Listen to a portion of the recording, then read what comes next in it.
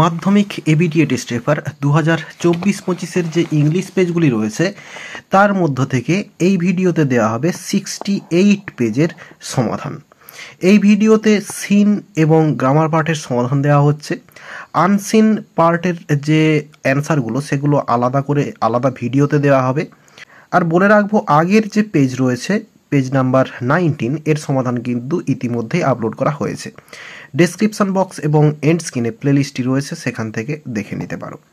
তাহলে চলো এখন দেখে নেওয়া যাক 68 পেজের সমাধান।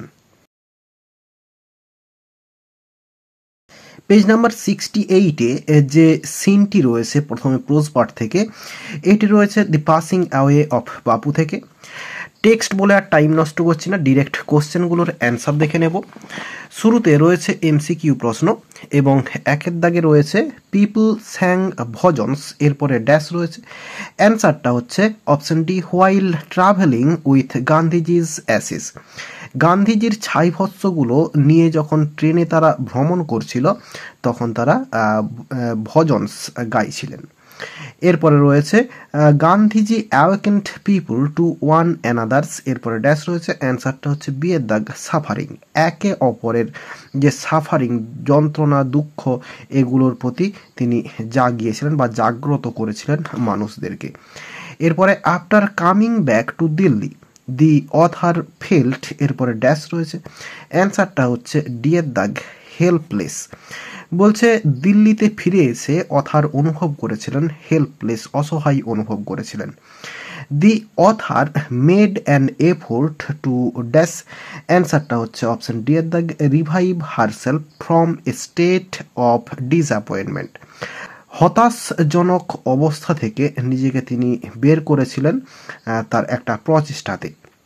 এরপরে Gandhiji's India would continue to live in the mind of dash. অ্যান্সারটা হচ্ছে ডি এর দাগ, হিজ কান্ট্রিমেন। গান্ধীজির যে ভারতবর্ষ সেটা কন্টিনিউ হবে তার যে দেশের যে জনসাধারণ তাদের মনে। এরপরে বিয়ের দাগে রয়েছে complete the following sentences with information from the text. রয়েছে Gandhiji's ashes were taken to Allahabad by dash.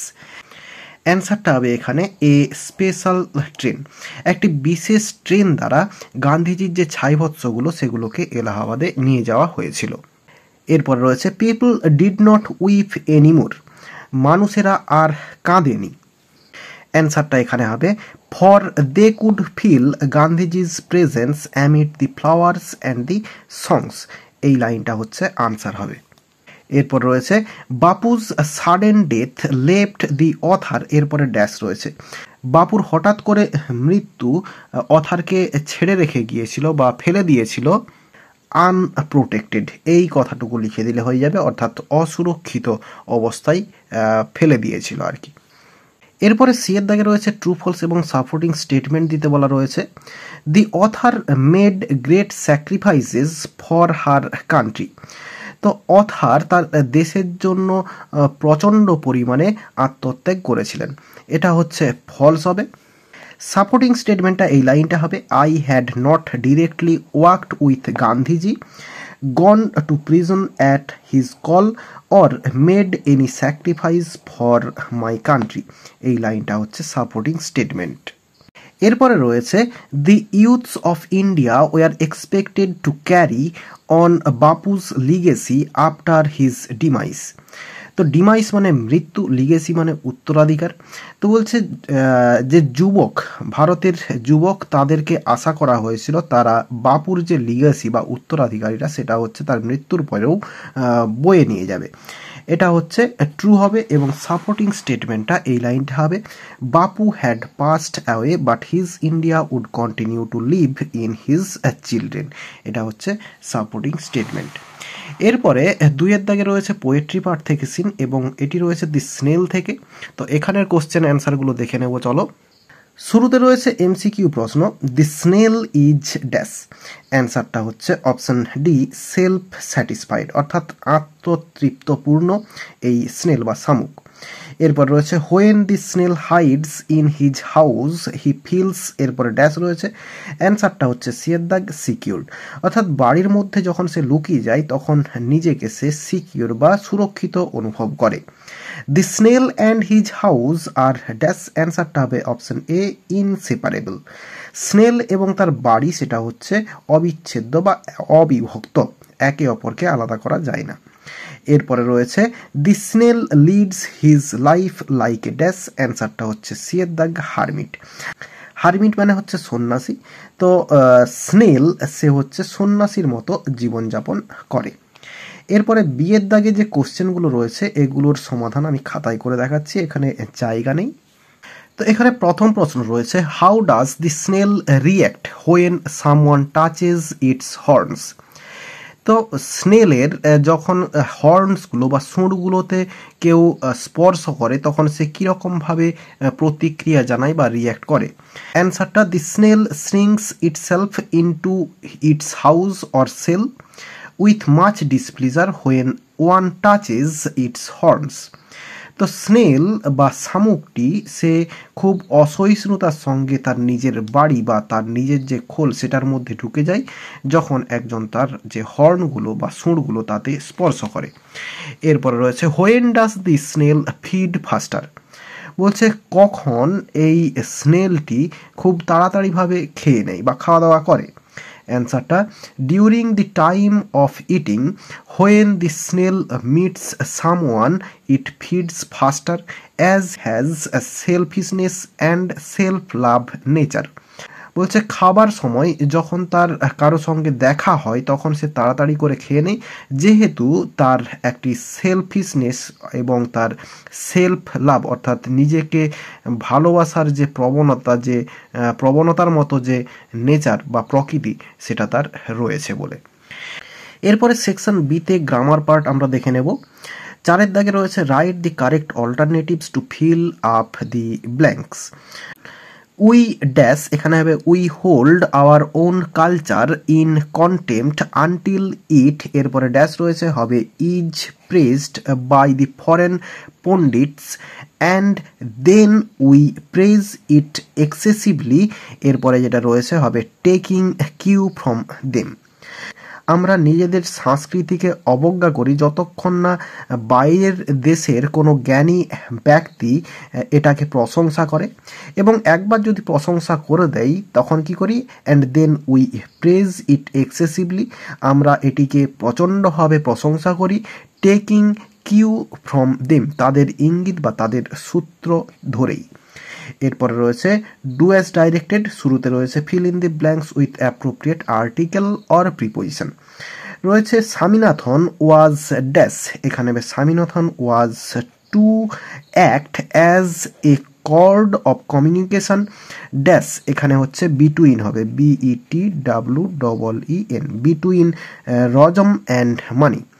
তো বলছে স্বামীনাথন একটি সুতার মতো একটা কমিউনিকেশন অর্থাৎ দুজনের কথোপকথনের মধ্যে অর্থাৎ রজম এবং মানির মধ্যে যে কমিউনিকেশন বা হচ্ছে যোগাযোগ তাদের একটা সূত্র ছিল এই স্বামীনাথন, অর্থাৎ দুজনের মধ্যেকার যে হচ্ছে কথোপকথন সেটা হচ্ছে তার দ্বারা হতো আর কি। এরপরে বিয়ের দাগে যেগুলো রয়েছে এগুলো খাতায় সমাধান করে দেখাচ্ছি, এখানে জায়গা নেই। এখানে গ্রামারে প্রথমে রয়েছে দি lady received a Telegram from her old friend, এটা হচ্ছে ভয়েস চেঞ্জ করতে দেওয়া রয়েছে। তাহলে দি লেডি এটা হচ্ছে সাবজেক্ট রয়েছে, রিসিভড এটা ভার্ব রয়েছে, এরপরে এ টেলিগ্রাম এটা হচ্ছে অবজেক্ট, এবং বাকিটা রয়েছে এক্সট্রা অংশ হিসেবে রয়েছে। তাহলে রয়েছে সিম্পল পাস্ট টেন্সে, অ্যাক্টিভ ভয়েসে রয়েছে, প্যাসিভ ভয়েসে করব।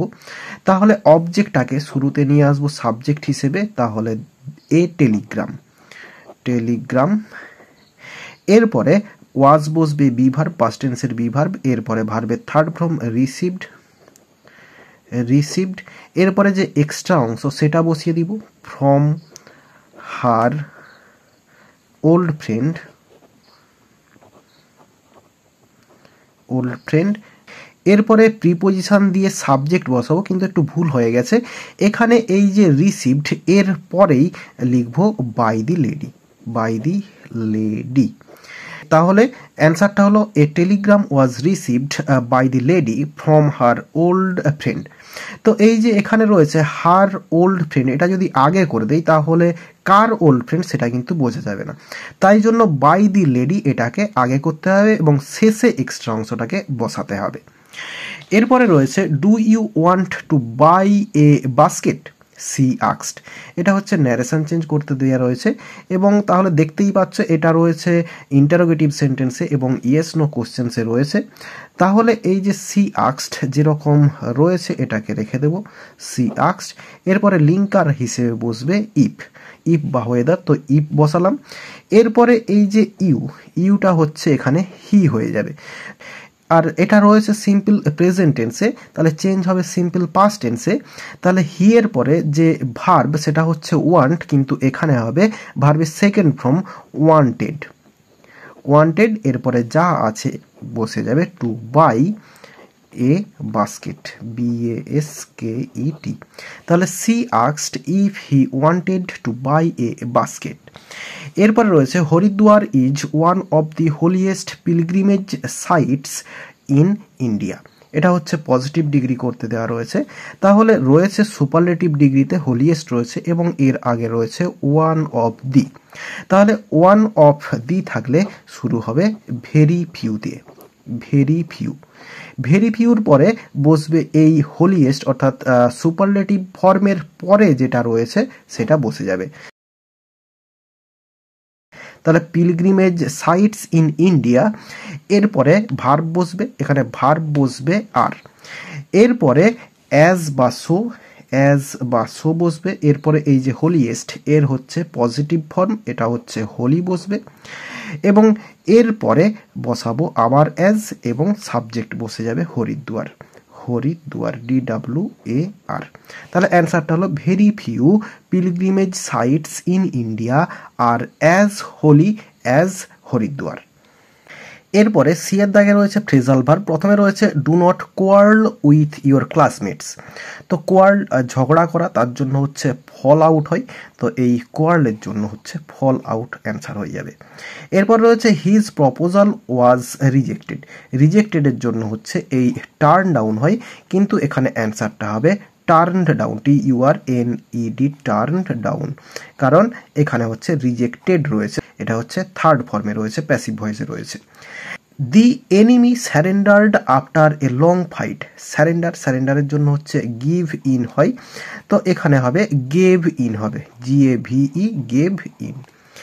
তাহলে এরই সঙ্গে সঙ্গে এই পেজটি সিন এবং গ্রামার পার্টের সমাধান দেওয়া হয়ে গেল। আশা করি বোঝাতে পারলাম। ভিডিওটি ভালো লেগে থাকলে একটি লাইক করো এবং বন্ধুদের মধ্যে শেয়ার করো, এবং আমার এই চ্যানেলে নতুন হলে চ্যানেলটি সাবস্ক্রাইব করে পাশে থাকা বেল আইকনটি প্রেস করো পরের ভিডিওগুলি সবার আগে পাওয়ার জন্য। এই ভিডিওতে এতটাই দেখাবে, নেক্সট ভিডিওতে ভালো থাকো সবাই, ধন্যবাদ।